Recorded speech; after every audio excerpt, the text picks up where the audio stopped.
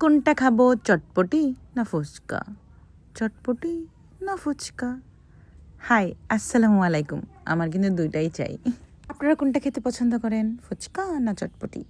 যাই হোক, অনেক দিন বাইরে যাচ্ছি না মানে ফুচকা চটপটি খাওয়া হচ্ছে না। তো ভাবলাম যে বাসায় বানিয়ে নিই। তো আমি আর ভাবি আবার এগুলো বাসায় বানিয়ে খাওয়ার অনেক পটু, তো খাই। তো ভাবি বলতেছে আচ্ছা ঠিক আছে চল আমরা ফুচকা চটপটি একসাথেই খাই। আমি আবার মানে ফুচকা চটপটি এত লাভার যে এত মানে বাইরে গেলে আমার ফুচকা খেতে হবে, মানে মেয়েরা বেশিরভাগ ফুচকা পছন্দ করে, বাট আমি কিন্তু ওরকম না। দেখেন কিভাবে ফুচকা ভাজতে হয়। এই যে এগুলো কিন্তু রেডিমেড কেনা, এগুলো বাসায় বানানো হয়নি, এগুলো প্যাকেটেই পাওয়া যায়, যারা বানান জানেন তারা আর কি। আমাকে দেখে কিন্তু অনেকে যে এই ফুচকার মতো একদম তেলে বেগুনে ফুলে ফেঁপে ওঠে হিংসায়। এখন আমি এই চটপটির উপরে ডিম এবং ফুচকা দিয়ে গার্নিশিং করব। এই যে আমি ডিম দিচ্ছি উপর থেকে ছিটিয়ে, ডিমের বর্ষণ আর কি।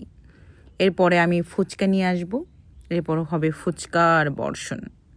এই যে দেখছেন, এই চটপটি কিন্তু অনেক মজা হয়েছিল। আমি সাধারণত বাসায় আমি চটপটি রান্না করি, আমাকে দিয়ে রান্না করানো হয়, বাট কালকে ভাবি রান্না করেছে। ভাবি, আপনার চটপটি কিন্তু বেস্ট ছিল। যাই হোক, এই যে এখন ফুচকার পালা। এই যে ফুচকা আমি রেডি করে নিয়েছি। এখন এটাতে টক দিতে হবে, টক, তেঁতুলের টক। ঠিক আছে? কি জিভে জল আসতেছে তো? আসুক আসুক, আপনারাও বানিয়ে খান, সমস্যা নেই। আমিও খাচ্ছি, আপনারাও খান।